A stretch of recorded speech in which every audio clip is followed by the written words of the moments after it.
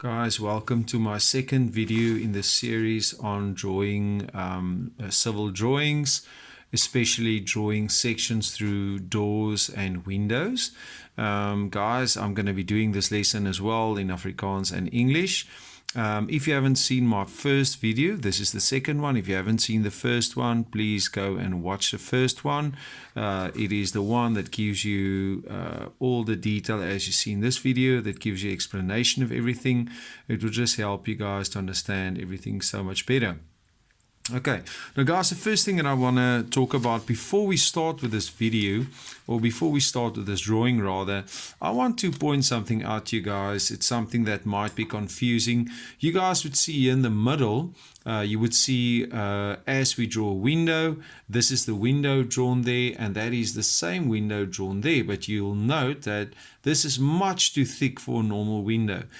So what I would suggest is when you draw something like this, you will always get on the side of your drawing, you'll get a layout that will give you all the measurements that you're going to need.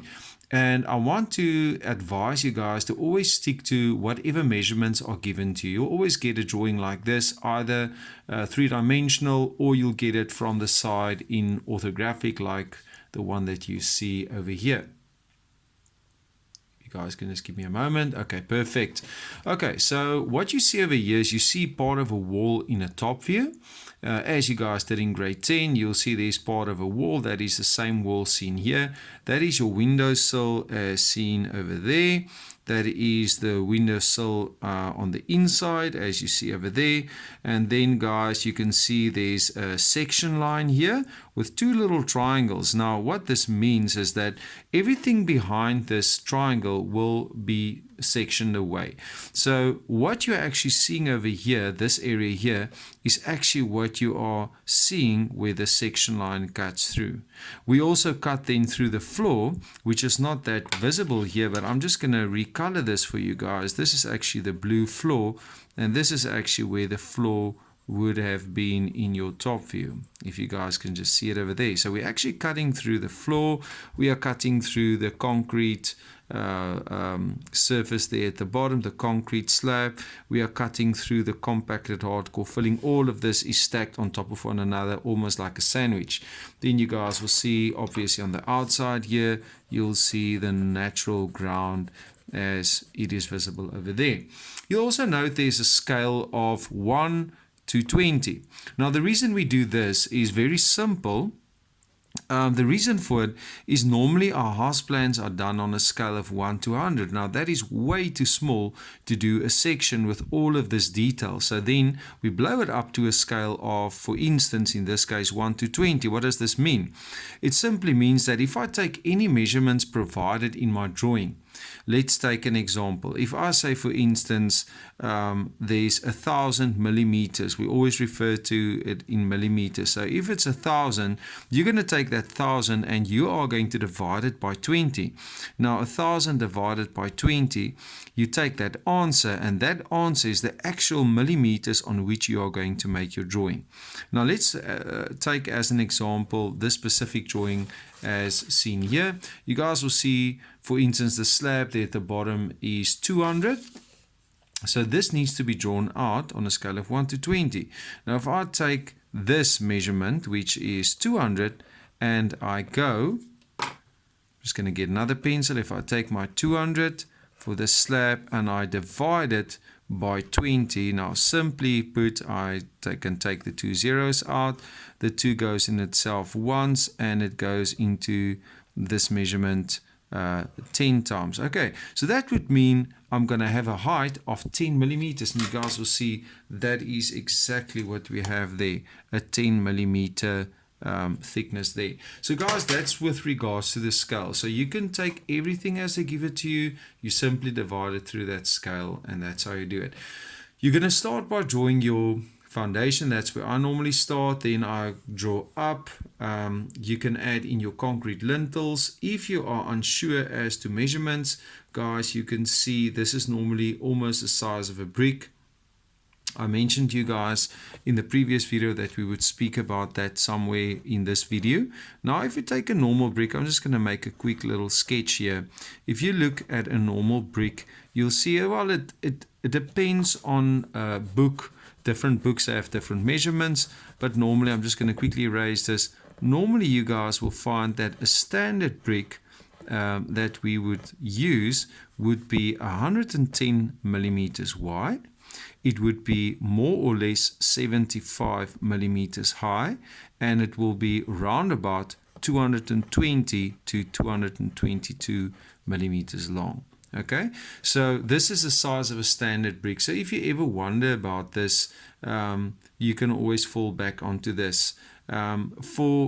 For the use of what we are doing, we don't really need this because they're not going to expect you to know the amount of layers of bricks there, because obviously it can be different from building to building. So what they would do is they would give you the measurements and they'll just expect you guys to know how to put in all the detail. Now guys, you'll see I'm going to focus a little bit onto this hatching here at the bottom. Now I'm just going to cross over to this one again.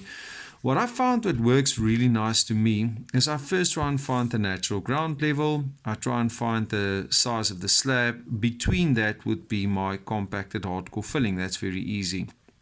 Then you guys see that if I make little X's, if I make an X over here at a 45-degree angle and I just run through with it, all those X's straight through, and I just go and I add in my lines like that, and I alternate it, and this one goes in the opposite direction, and I just continue straight through with that. Guys, all of this, we call this the substructure. This is, in other words, everything below the ground.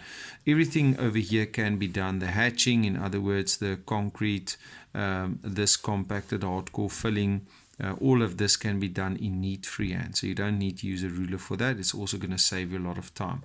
Guys, then I just quickly want to cross over to the window.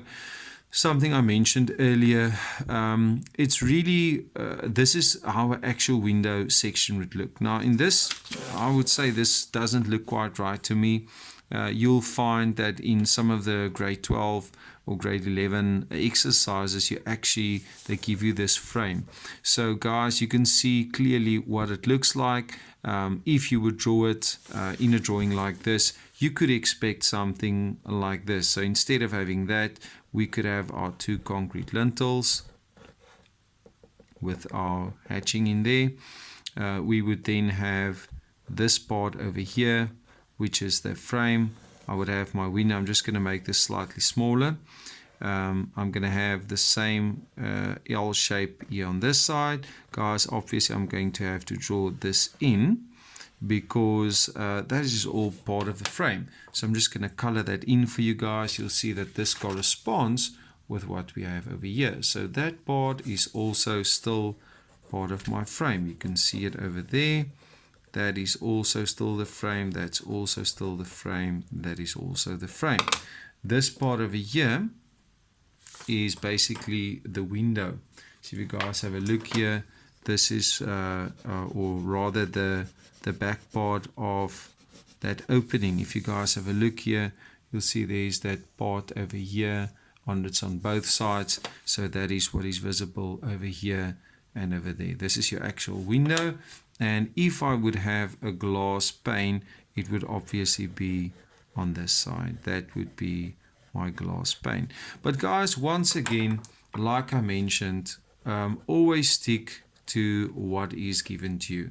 If you have to draw this thing over here, now guys, what I always tell the kids is, or the pupils rather, what I always do is I'll draw this in.